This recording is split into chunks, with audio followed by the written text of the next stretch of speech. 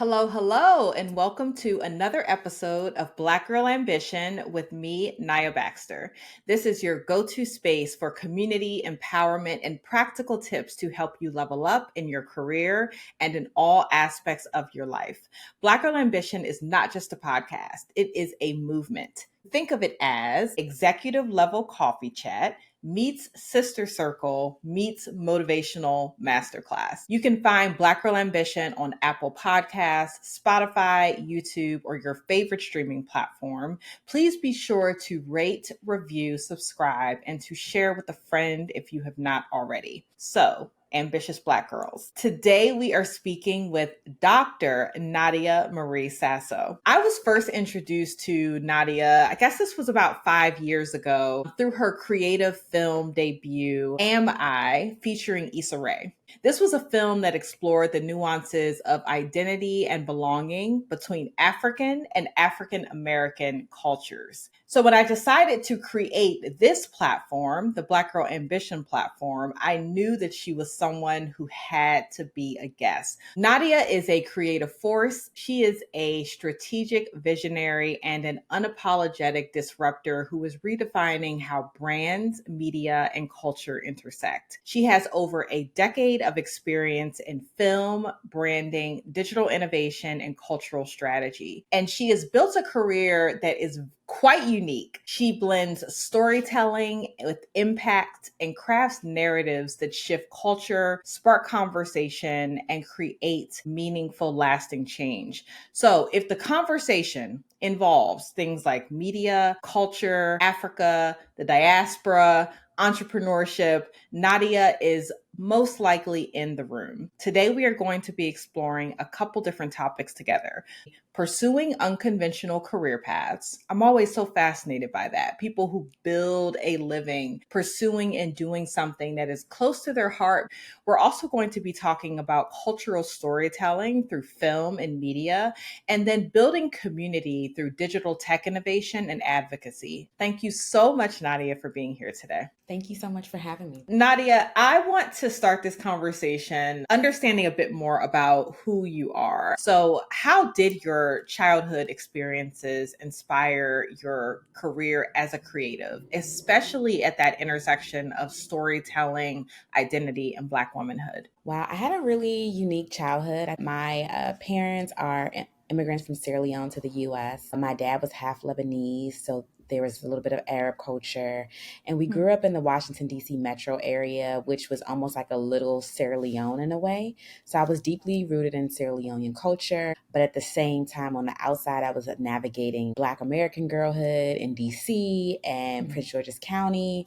And so it was kind of like living a double life. I had really early exposure to cultural contradiction, and it gave me the lens to question identity, question myself, and also the opportunity to reimagine things. It doesn't always have to be negative to live in duality or not be, not blend in with everyone. I also grew up like with my godmother who did hair. So my first form of creativity and storytelling was through hair and hairstyles, and how that was sometimes protest or a story or like defining who you are before others even got the opportunity to speak to you. I was the oldest of 13 grandchildren, so that taught me how to be a leader, the cultural ambassador, the glue. It also taught me how to hold space for others. You call yourself an unconventional scholar. So, what does that mean to you? And did you ever feel pressure to follow a more traditional or safe path? Of course. I mean, I'm a child of immigrants, so there was the holy trinity: the lawyer, the doctor, the engineer, and so there was a lot of pressure to do that, and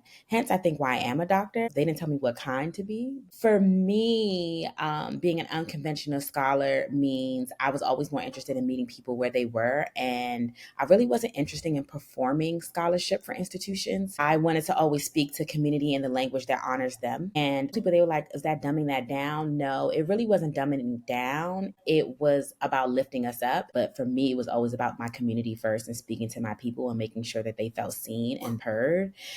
and looking for resonance and not approval. Absolutely. How offensive, even to say that you want to speak to your community through your work, and for the question to be, is that dumbing it down? The way that we got introduced was through your film, Am I Too African to Be American, Too American to Be African? And it was a film that featured Issa Rae. I would love for you to talk about what inspired that film. I was doing my master's thesis and I was having a conversation with my cousins, and we were like, are we too African to be American or too American to be African? And I was like, oh, this is what I'm going to write about for my thesis. And then I started writing it and I was like, this sounds crazy. This sounds crazy. It's What not sounded really crazy? I think what sounded crazy is like, why am I reading? I'm trying to write it in a way where you can feel the people's like anxiety or their love or their trauma or their experiences. And people just need to see it from the person themselves and feel it and let them interpret it in the way that makes sense to them. And so then that's how I got into filmmaking, because I was like, this doesn't just need to be a paper. This needs to be a film. Yes, I can write a paper and talk about double consciousness and triple consciousness, but what does that really mean to the people actually experiencing this? And will they be allowed to be a part of the conversation? And so it was about visibility, and it was about grappling with these complex themes in a way that we all can be a part of. And I think working on that with Issa Rae was just the icing on the cake, because she was a statement in itself, because her presence shows that even with fame or cultural impact, there's a still tension of being in between that's not quite fitting in a box and is still very real, even for those of us who've made it. And lastly, it was about taking these private conversations, the conversations you have behind closed doors that we don't talk about in public,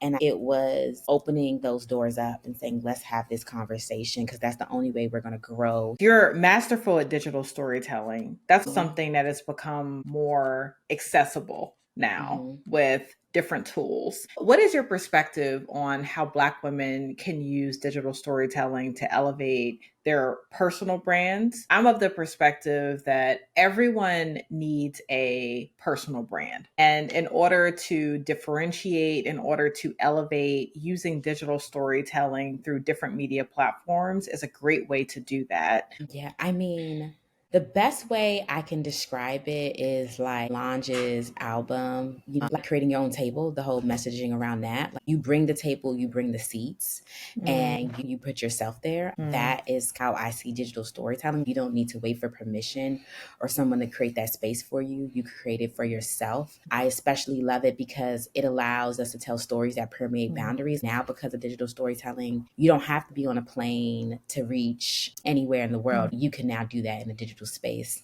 You can now, algorithms won't stop you, gatekeeping won't stop you. Like, those things are very real, but they also allow a little bit more room for you to be creative. In order for you to even get to that level, I do say that Black women need to know their superpowers, what makes you different. So when you do go into use your digital storytelling, you are able to stand out, and then taking advantage of this space that has no borders and tools that are now free, or you can get access to, and just share it. Don't underestimate your presence. Don't underestimate everything being perfect or polished, because people crave realness. It's so interesting how when I have these conversations with different women on this platform, the themes begin to intersect.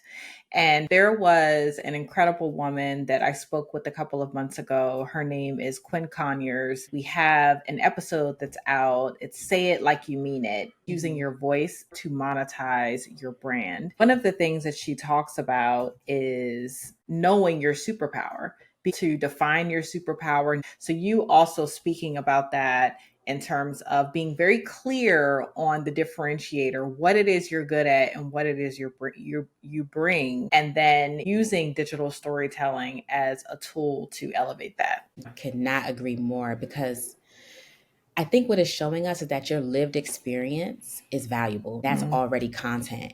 Your voice, your process, your evolution, that's it. What is your relationship to perfectionism? I struggle with perfectionism, and you're someone who is creating and you are putting things out into the world. Yeah. How do you approach that? What's your relationship with perfection? You know, perfectionism almost killed me. I want to be honest. It's a quotable right there. I almost died and I needed to be resuscitated. At some point, you just have to trust the value in what you're putting out and the messaging and just let it go. Even in the film, the first film I created, the sound was off. I lost footage. It was not perfect. It wasn't a Hollywood film, but it ended up being in over 35 universities worldwide, and it was not perfect. I did not have the budget. And so then I realized, like, just put it out there. If it has a good message and it stands for something and it means something and people can relate to it, they're going to receive it. Mm-hmm. They're going to receive it. And so now I just stop overthinking. No one is perfect, but we do hold ourselves to that very high standard for very good reason. You have many ways in which you can check your perfectionism. And I see it now with influencers. And before, it was about presenting the perfect aesthetic online, everything matching, the perfect photographer, the perfect setting, and selling an aspirational life. But now the influencers that are really breaking the mold are the people who are showing that their house isn't clean and still a mom and showing up. And there's room for all of it.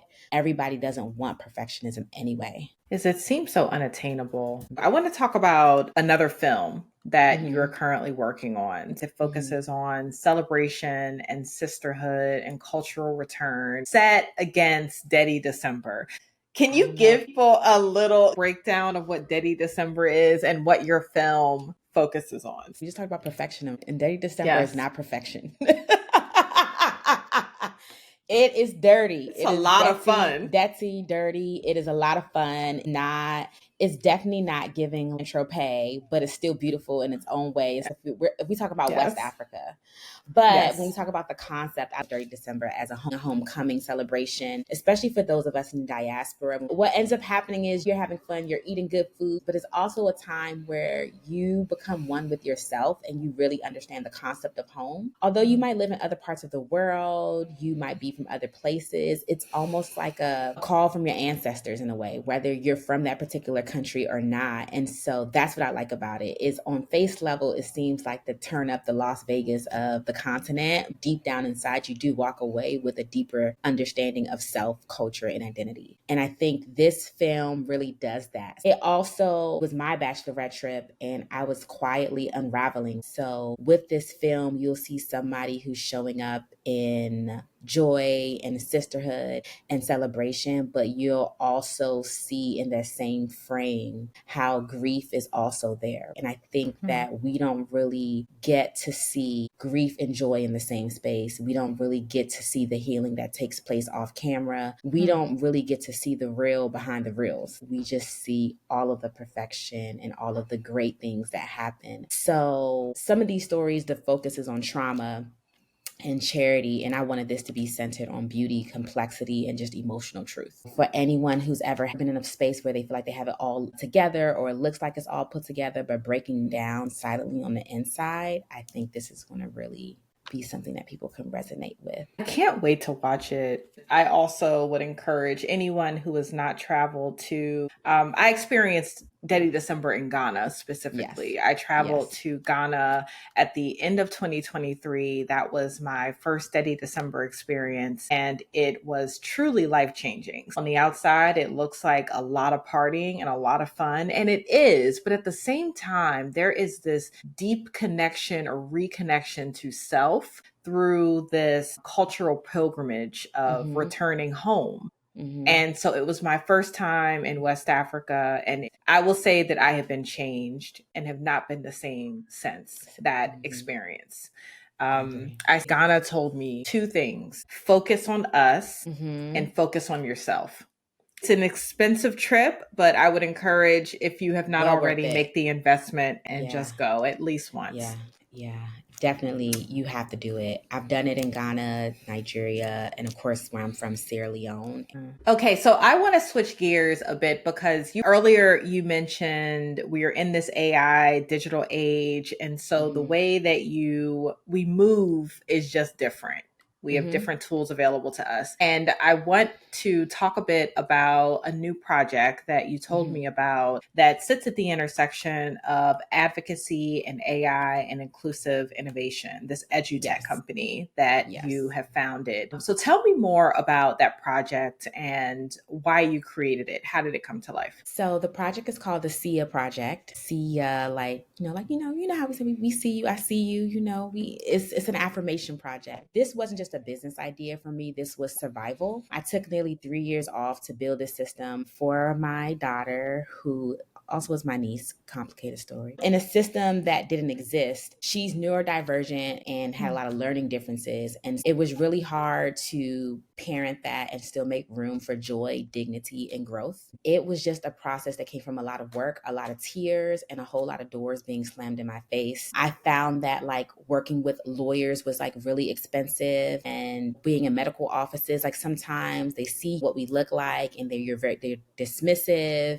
It required a lot of organization. It just required things that you don't get in your parent toolkit or handbook. And it's also something you don't want to talk about, because how do you say your child is struggling with all these different things when everyone else's child seems so normal? It just highlighted a lot of broken systems. Out of those 3 years, I created this system, toolkits, templates, and I use AI because eventually this is going to be something that parents can go in, express their frustrations, and it'll be trained to help them solve some of their issues. But also the importance of it being trained in this way is because sometimes these systems are bias to people of color and BIPOC communities. Just very important that this is done with care. The goal is for this to one day affect policy and real world advocacy in general. But right now, the only way to get this type of advocacy is to pay large amounts of money and go with a legal team. And that's not a reality for communities. So how can we change that? So again, it's an example of tech leveling the playing field. For someone who wants access to See Yah, where can they find it? So it's seeyahproject.com. So SEEYAH project, PORJECT.com. And I have something for every level. I'm willing to work with parents one-on-one. You can download templates. You don't have to have it all figured out.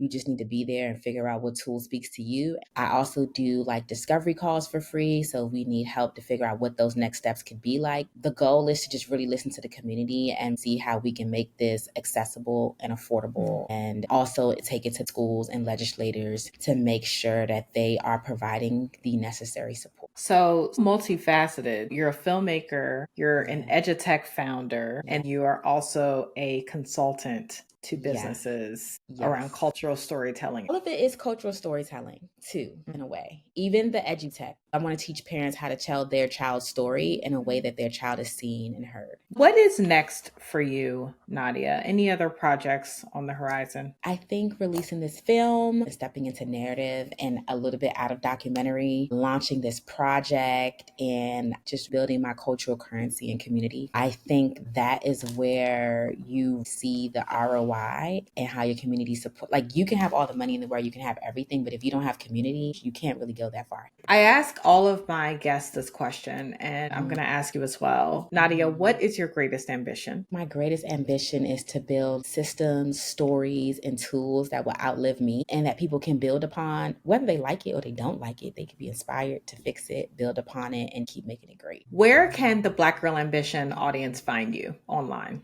or on socials? They can find me at NadiaMarieSasso.com. They can find me on all social platforms at Nadia Marie Sasso, and email me hello@NadiaMarieSasso.com. If I can ever be of service to anyone in this Black Girl Ambition community, I would love to. I think that's how we all move forward and we grow. Absolutely. We do.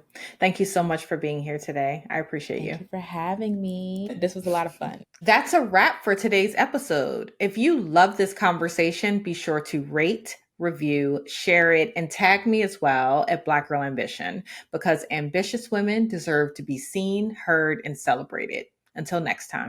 Overzealous when I'm thinking about the cash flow. I never had no handouts, just came natural.